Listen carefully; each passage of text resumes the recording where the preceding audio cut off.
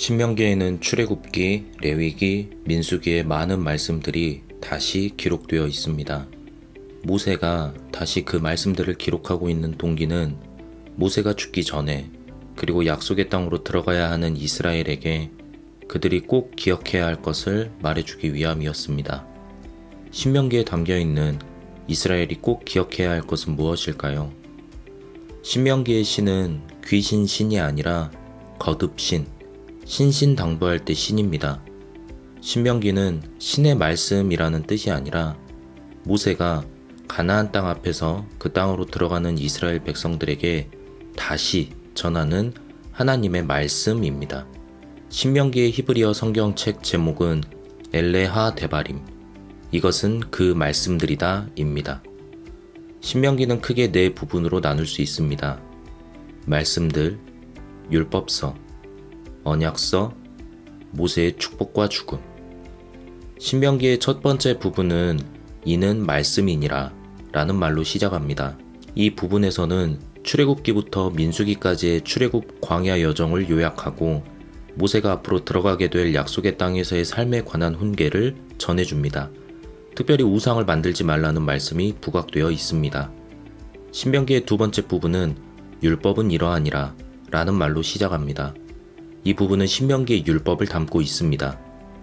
5장부터 11장은 십계명을 통해 우상숭배 금지와 하나님에 대한 사랑을 강조합니다.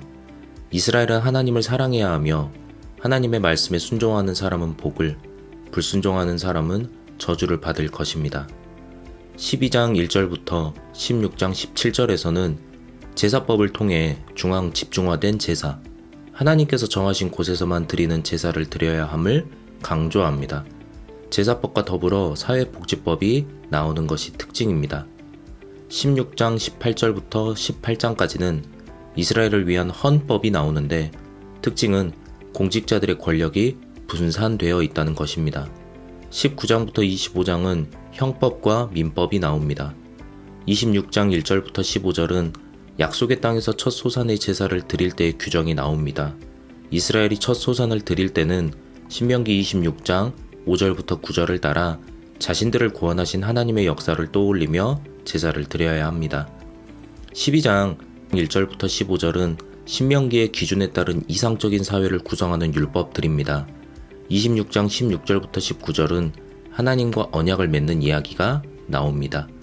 27장부터 28장은 하나님과의 언약 관계에 책임과 의무를 다하는 사람에게는 축복이, 그렇지 못한 사람에게는 저주가 있음을 말합니다. 신명기의 세 번째 부분은 언약의 말씀은 이러하니라 라는 말로 시작합니다. 29장부터 30장은 모압에서의 언약 체결을 말합니다. 하나님께서는 모든 이스라엘과 언약을 맺으시며 언약의 말씀을 지키는 자는 형통함을, 그렇지 못한 자는 벌을 받아 약속의 땅에서 쫓겨남을 당하게 될 것입니다. 하지만 하나님께서는 그들이 하나님의 말씀을 기억해 다시 한번 하나님의 말씀에 청종하면 마음의 할례를 베푸셔서 그들로 하나님을 사랑하게 하시고 또 그로 인해 복을 주실 것을 말합니다. 31장에서는 여호수아의 후계자이며 율법을 기록해 탕감의 해로 정해진 때마다 초막절의 율법을 봉독해 자녀에게 듣게 하여 야훼 하나님 경외하기를 배우게 하라고 가르쳐 줍니다. 32장은 신명기를 요약하는 모세의 노래입니다. 신명기의 네 번째 부분은 축복함이 이러하니라 라는 말로 시작합니다. 33장은 모세가 죽기 전에 12지파를 축복하는 내용이, 34장에는 모세의 죽음과 모세에 대한 평가가 나옵니다. 신명기의 형성. 지금 우리가 가진 신명기는 아주 오랜 기간 동안 많은 사람들에 의해 기록된 하나님의 말씀입니다. 모세오경을 모세가 썼다고만 배웠다면 이런 표현 자체가 불편할 수 있습니다. 하지만 신명기를 포함한 오경은 아주 오랜 기간 동안 하나님의 백성들이 자신들의 삶 가운데서 계속해서 지키고자 했던 삶의 규범입니다. 오경은 이스라엘 백성 가운데 서기관들, 신명기 학파의 사람들, 제사장들 등 신학과 법 등의 전문 지식을 가지고 있었던 사람들이 기록했습니다. 그렇기 때문에 이들의 전문적인 노력에 대한 전문적인 연구가 반드시 필요합니다. 이 말은 성경을 이해하기 위해 모든 사람이 전문적인 사람이 되어야 한다는 말이 아닙니다. 그저 전문적인 연구를 해준 사람들의 노력을 불필요한 것으로 여기지 않아야 한다는 말입니다. 우리의 몸이 아플 때 의학적인 전문 지식을 가진 의사의 도움을 받듯 법률적인 도움이 필요할 때 법의 전문가인 변호사의 도움을 받듯 성경에 대한 문제와 질문은 성경을 진지하게 대했던 사람들의 도움을 받으면 됩니다. 히스기야 원 신명기. 지금까지 확인된 신명기의 가장 오래된 형태는 기원전 722년경 히스기야의 원 신명기입니다. 이 히스기야의 원 신명기는 신명기 12장부터 26장으로 이루어져 있으며 주된 내용은 제2중앙 집중화입니다. 제2중앙 집중화란 하나님께서 주신 땅과 자기의 이름을 두시려고 선택하신 장소에서만 제사를 드려야 하는 것을 강조하는 법입니다. 히스기야 당시의 사람들은 저마다 땅과 민간 신앙을 가지고 있었는데 이 민간 신앙에는 산당 제의, 여러 우상들, 노뱀, 느우수단 등이 포함되어 있었습니다. 제2중앙 집중화의 법은 이런 민간 신앙에 담긴 하나님에 대한 잘못된 태도들을 금지하고 하나님께 대한 바른 태도를 알려주었습니다. 또한 아시리아의 침략으로부터 농촌 주민들을 방어시설이 갖추어진 도시로 이주시키는데 큰 도움이 되었습니다. 당시 아시리아의 침략으로 유다의 46개에 달하는 성읍과 마을이 파괴되었습니다. 요시야 계약 문서. 요시야는 기원전 622년 성전에서 다시 발견된 한 율법서를 기준으로 사회적, 정치적, 종교적 개혁을 시행합니다. 이 율법서를 통해 요시야와 백성들은 하나님과 다시 언약을 맺고 국가 기본법인 언약 조항들을 지키기로 맹세합니다. 남유다의 멸망.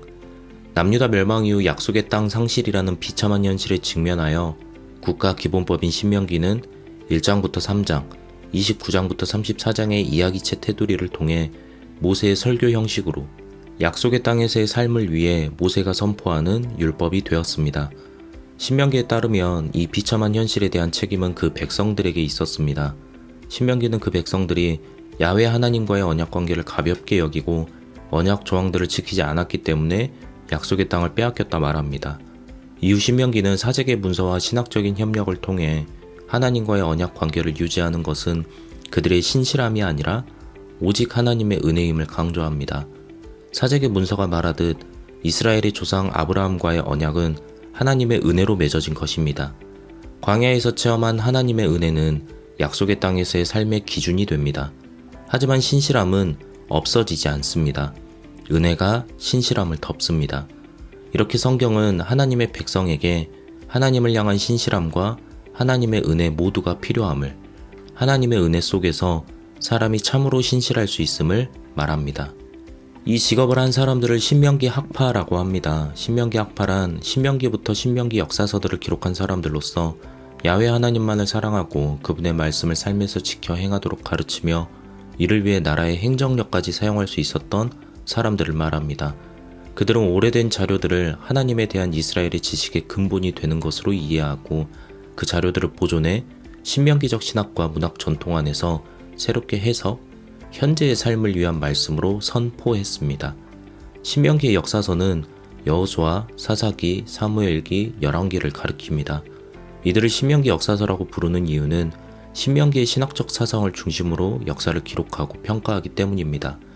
예를 들어 열왕기상 14장 24절에 따르면 그 땅에 또 남색하는 자가 있었고 여호와께서 이스라엘 자손 앞에서 쫓아내신 국민의 모든 가증한 일을 무리가 본받아 행하였더라 라고 하는데, 이는 신명기가 금지하는 가증한 일로서 신명기 역사가는 신명기의 신학적 기준을 가지고 역사를 바라보며 평가하고 기록해 놓은 것을 볼 수 있습니다.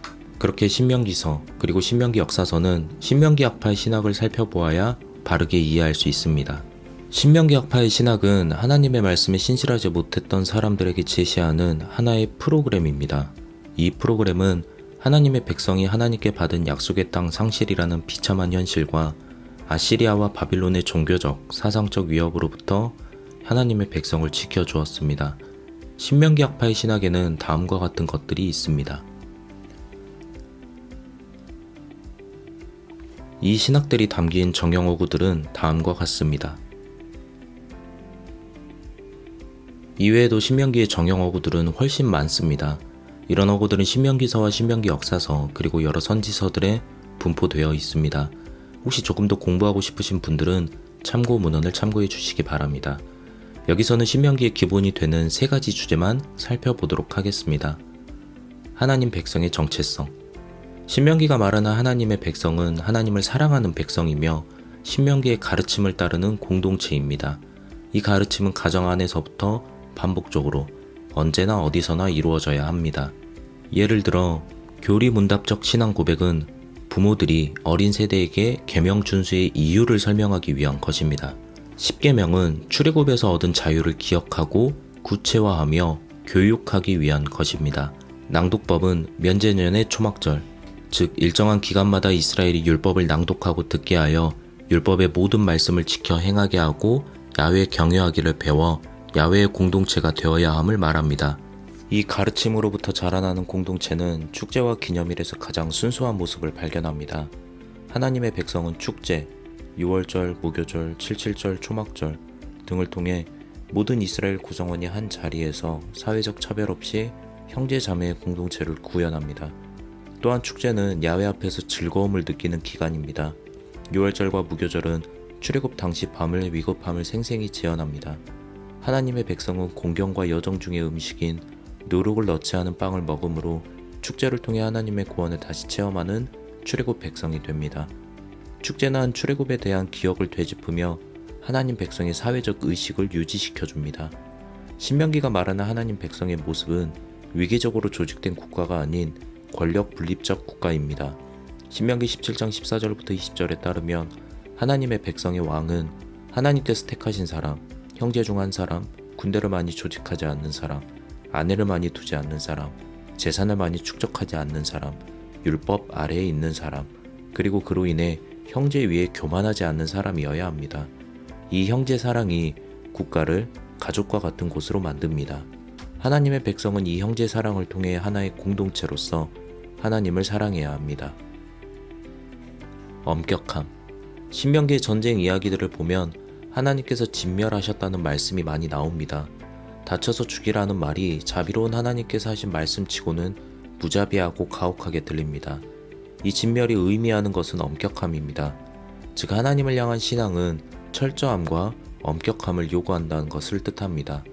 적과 적의 소유물을 진멸시킨다는 헤렘의 개념은 하나님께서 주시는 땅은 하나님을 향한 철저하고 엄격한 태도를 통해 얻을 수 있으며 만약 그렇게 하지 못했을 때의 악의 가능성과 그 위험성은 파국으로 치닫을 수 있음을 보여줍니다. 신명기는 하나님의 백성이 하나님만을 매우 엄격하게 신뢰해야 한다고 말합니다. 유일신론. 신명기 6장 4절에 따르면 이스라엘의 하나님은 오직 유일한 야훼이십니다. 즉 야훼 하나님은 오직 한 분 하나님이시며 하나님 외에는 다른 신이 없습니다. 이 오직 하나는 사랑의 언어입니다. 신명기 6장 5절에 이어지는 사랑의 계명은 야훼와 이스라엘의 유일무이한 관계를 강조합니다. 오직 한 분에 대한 이스라엘의 배타적 사랑은 하나님의 백성에게 아시리아의 제국주의에 맞서는 저항력과 종교 혼합주의를 배격하는 힘이 되어 주었습니다. 또한 하나님은 질투하시는 하나님으로서 백성과 야훼의 인격적인 관계와 그분의 불탄인 듯한 애착 및 분노를 나타내 줍니다. 이스라엘이 다른 신들을 섬기는 것은 자신의 정체성을 잃는 것입니다. 신명기는 하나님께 대한 바른 사고, 바른 감정, 바른 태도를 알려주는 책입니다. 신명기는 이스라엘의 하나님께서 오직 한 분 하나님이시며 이스라엘은 하나님의 백성으로서 마음과 뜻과 힘을 다해 하나님을 사랑해야 한다고 가르쳐 줍니다. 이스라엘의 사회는 바로 이 하나님 사랑을 기본으로 하는 형제 사랑의 가족 공동체입니다. 이 가르침을 신실하게 지킬 수 있는 가능성은 하나님의 백성이 하나님의 은혜 아래에 있음을 깨닫고 그분의 가르침 속에서 참된 생명을 발견할 때 가능합니다. 다른 가르침과 신들은 모두 허무한 것들입니다. 우리는 그것들을 엄격한 자세로 대해야 합니다. 이것이 약속의 땅으로 들어갈 이스라엘 백성, 잃어버린 땅을 되찾고자 하는 백성이 기억해야 하는 말씀입니다. 신명기가 말하는 하나님의 백성의 모습은 종교적이고 윤리적인 선 앞에서 갈팡질팡하는 모습이 아닙니다. 자신의 모든 것을 다해 하나님을 사랑하고 그 사랑을 기본으로 형제, 이웃을 사랑하는 것입니다. 이 신명기의 가르침을 지적으로 파악하는 것보다 더 중요한 것은 그 가르침을 삶에서 적극적으로 실천하는 것입니다. 신명기는 나라의 멸망과 약속의 땅 상실이라는 비참하고 처절한 현실 속에서 하나님의 말씀을 삶에서 살아내도록 가르쳐 줍니다. 진리를 바르게 이해하는 지혜와 삶에서 실천하는 용기와 끝까지 살아내는 인내가 함께 하시기를 축복합니다.